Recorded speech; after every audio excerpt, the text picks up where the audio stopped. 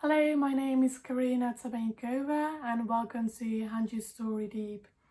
Today I'm reading a novel, Amerika, by Franz Kafka. I've chosen this story because it tells the story of a young immigrant, Karl Rossmann, longing for acceptance by society, but instead was crushed by it. Today I will start with the chapter 5, which title is At the Hotel Occidental.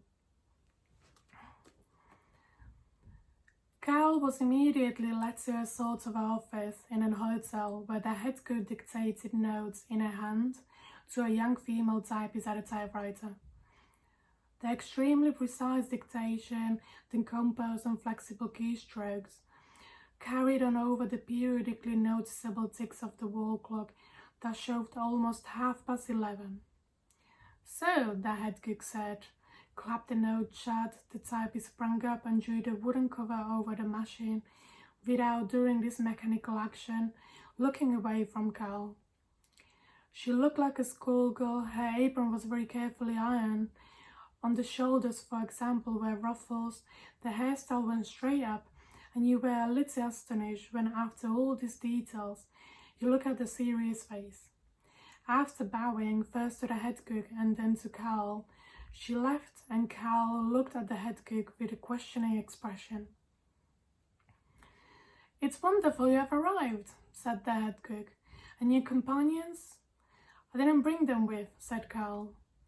"They'll be marching up very early," said the head cook, as if in explanation. "Does she think I'll be marching with them?" Karl asked himself, and he said, so he could close off every doubt, "We parted after a disagreement." The head cook seems to take this as a pleasant piece of news. "And so you are free?" she asked. "Yes, I'm free," Karl said, and nothing seemed more worthless to him than that. "Listen, wouldn't you like to take a job here at the hotel?" "Very much," said Karl, "but I have horribly little experience. For example, I can't write at all on a typewriter." "It's not that important," said the head cook. "You will have for now a very small position, and will have to see to it to bring yourself up with the diligence and attention.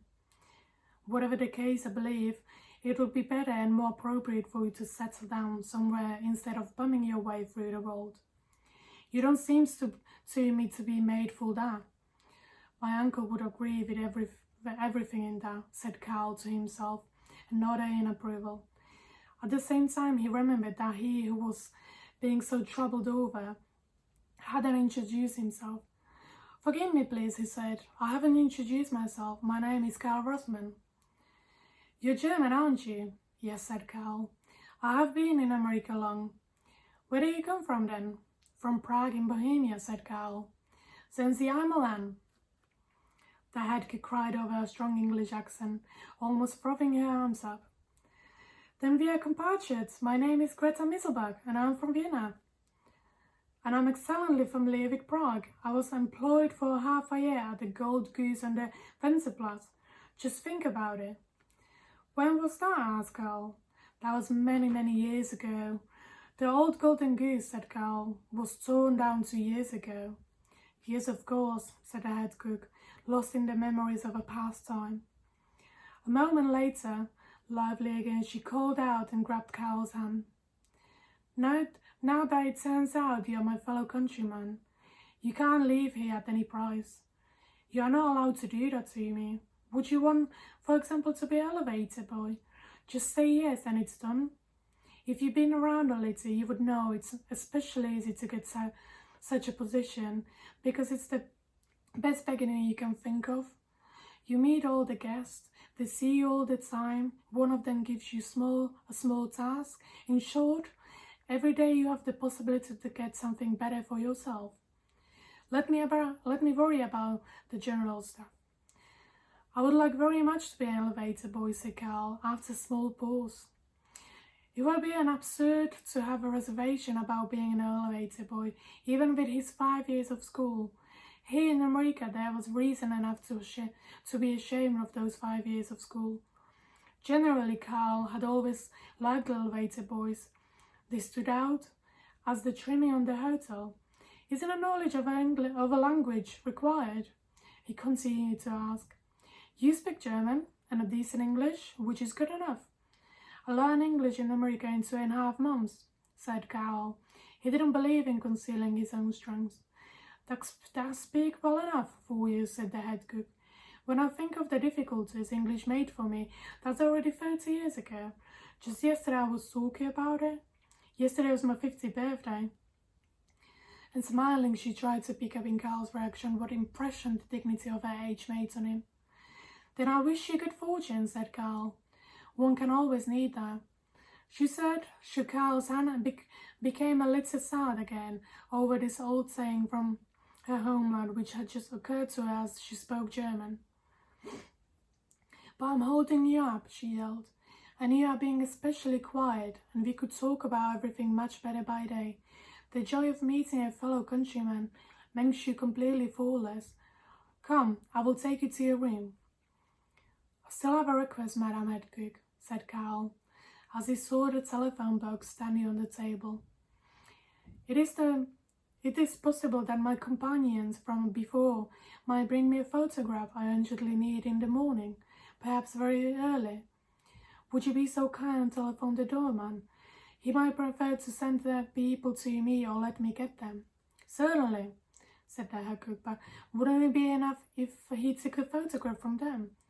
What kind of photograph is it, if I may ask? It is a photograph of my parents, said Karl. Now I must speak with the people myself. The head cook said nothing more and gave the specific order over the telephone to the porter's office, naming 536 as Karl's room number. Then they went through a door opposite their entrance into a small hallway, where a tiny elevator boy, asleep, leaned on the railing of the elevator.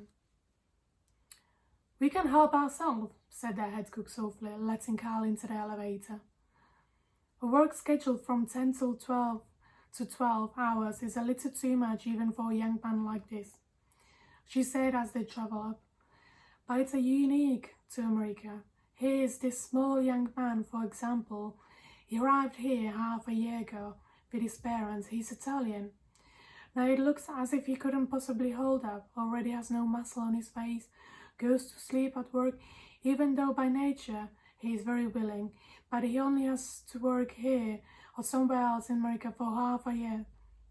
And everything is taken care of easily, and in 5 years he will be a strong man.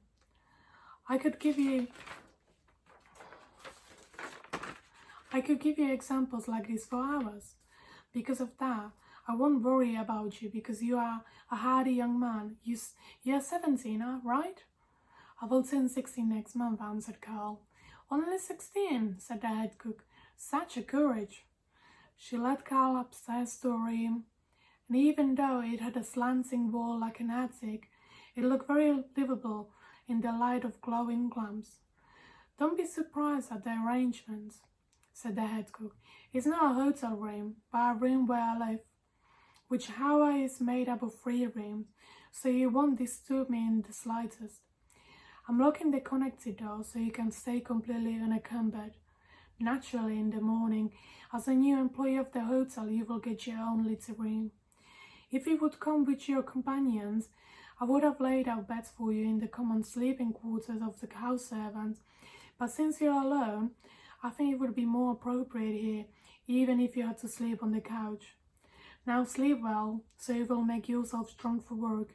It won't be too tough in the morning. Thank you many times over for your kindness. Wait, she said, standing by the exit. You almost would have been woken up. And she went to the side door of the room, knocked and called out, Teresa, come in. Madame Head Cook, reported the voice of the small female typist. When you go to wake me early in the morning, you have to go through the hallway. A guest is sleeping here in the room. He's dead tired. She smiled at Karl as she said that. Did you understand? Yes, Madame Head Cook. So good night. Good night. The head cook said in explanation, I've been sleeping tremendously poorly for quite a few years. Now with my position, I should be satisfied and have no need for sorrow. But it must be all my earlier sorrows which caused this insomnia in me.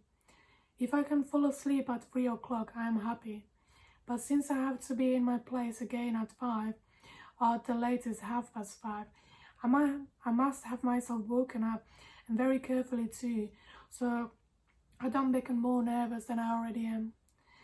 So Teresa wakes me, but really, now you know almost everything and I still haven't lived. Good night.